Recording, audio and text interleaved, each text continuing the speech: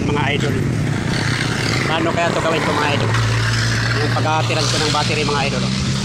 Itong battery na to yan.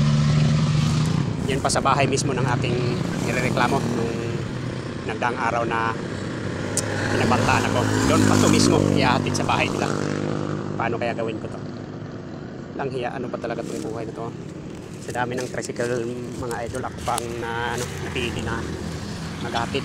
Sayang din naman kung hindi ko to ihatid, 3 beses na akong bumabalik. Una kasing sinabi mga idol, LB, ang address, pangalan, LB, Miral. Yun pala ngayon, nakatatlong balik na ko. LB Sirinyo pala. Kaya alam ko na yung bahay na kailang balik na ko. Nakaabot na ako ng Salay. Yung pala, yung dating nireklamo ko, yung dating binaranggay ko, yung pala, yung pala to, ihahatid itong battery na to. Buhay naman talaga. Pauwi na sana ako mga idol.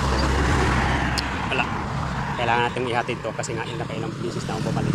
Kung ibibigay ko to sa ibang mga idol, wala akong mapapala sa 3 beses kung pabalik-balik na pag-deliver. Yan. Battery to mga idol. Ayan. 5785. Kailangan natin ito ihatid sa bahay. Nag-isip muna ako mga idol kung paano ko ito gagawin. Pasundo ko kaya muna to sa para hindi ako makita ng nireklamo ko yung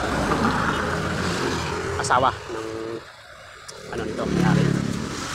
So let's go mga idol, subukan natin. Tara, let's go.